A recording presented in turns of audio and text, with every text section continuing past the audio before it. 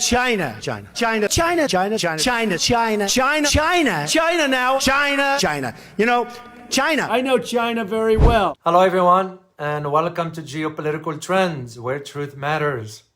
Are the United States and China on a collision course?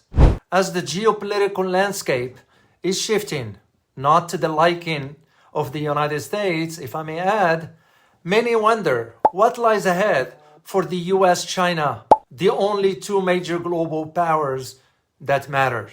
Before I move on, the analysis you are hearing on this platform is unique to this channel. That said, if you are learning and enjoying these free episodes and want to support this channel, please hit the subscribe button and share it with the people from around the world so they, like you, have the opportunity to hear the truth. And thank you for your support. Now let's dive in. A handshake that changed the world.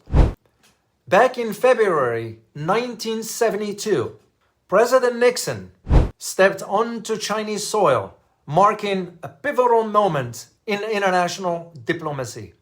His handshake with Chairman Mao Zedong not only ended the decades of antagonism between the United States and China, but also reshaped global geopolitics.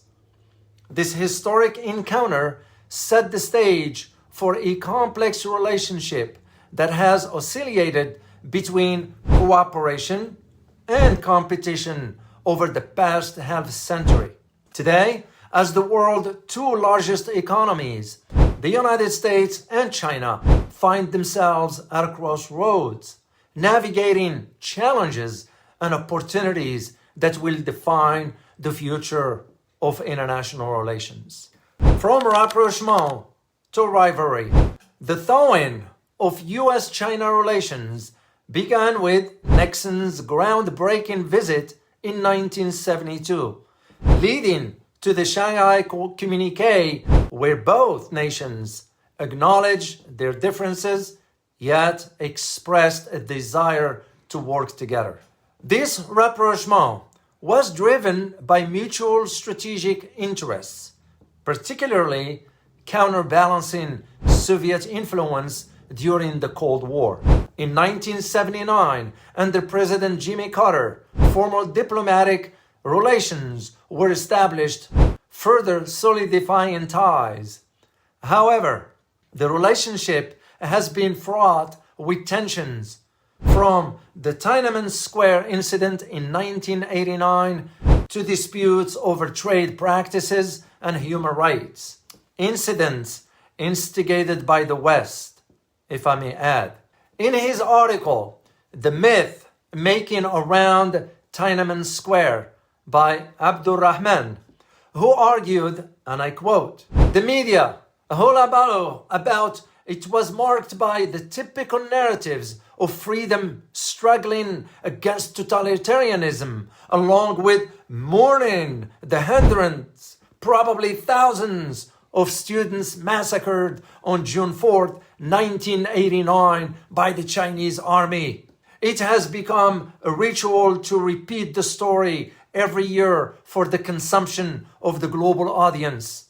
It is amazing to note that at a time where massacres are happening all over the world under the watchful eye of the Western armies, the liberal media's human rights campaigns are still obsessed with an incident whose dubiousness is established beyond doubt." End of quote. Abdurrahman was spot on. I make the same argument vis-a-vis the lies about China's repression of Uyghurs in Xinjiang, which turned out to be flat lies propagated by the West. In its June 22nd, 2022 report, Genocide in Xinjiang, a complete lie of the century, a reality, a falsehood in the US perceptions of China, the Embassy of the People's Republic of China in the Republic of Indonesia stated, and I quote, "Genocide in Xinjiang is a complete lie of the century, Over the past 60 years and more, the Uyghur population has increased from 2.2 million to about 12 million, and their average life expectancy has grown from 30 to 75 years. End of quote. One thing is sure, we all can agree on, the turn of the 21st century saw China's rapid economic ascent, positioning it as both a vital trading partner and a formidable competitor to the United States. Economic independence, a double-edged sword. Trade between the United States and China has grown exponentially, with bilateral goods and services trade reaching over $700 billion annually. China stands as the largest source of U.S. imports and the third largest export market for American goods. Their economic interdependence has led to deeply integrated supply chains, where a product designed in California might be assembled in Shenzhen, a wonderful city I had the chance to visit, using components sourced from multiple countries. Strategic competition. The United States and China are engaged in a multifaceted strategic competition. I'm going to provide you 3 examples. 1. Technology.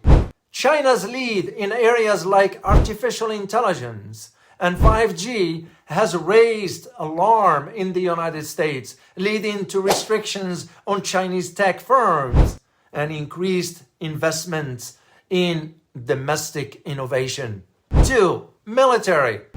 China's military modernization and assertiveness in the South China Sea have prompted the United States to strengthen alliances in Asia Pacific and conduct so-called freedom of navigation operations.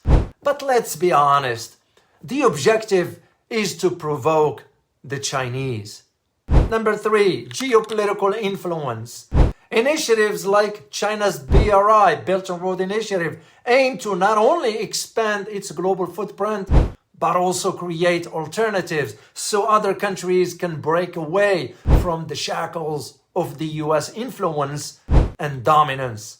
Look no further at what has become of Germany, United Kingdom, Australia, Sweden, Canada, Japan, South Korea, and the Philippines, among others.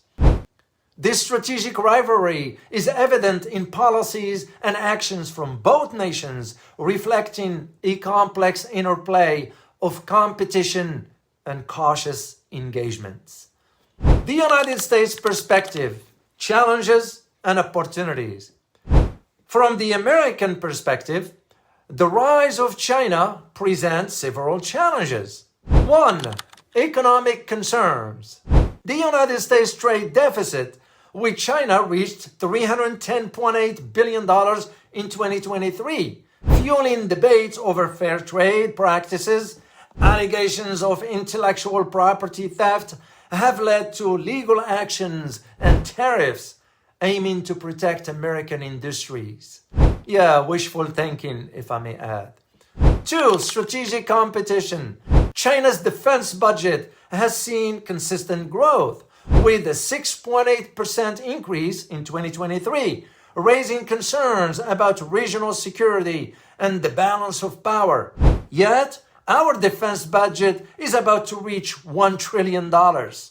3. Domestic political dynamics. There is a bipartisan consensus in Washington recognizing China's rise as a significant challenge, influencing policies on trade, technology, and defense. The truth is that politicians in Washington, D.C. want to avoid being exposed for their failure and failed policies. The best way to do it is to divert attention and blame it on other enemy, real or perceived.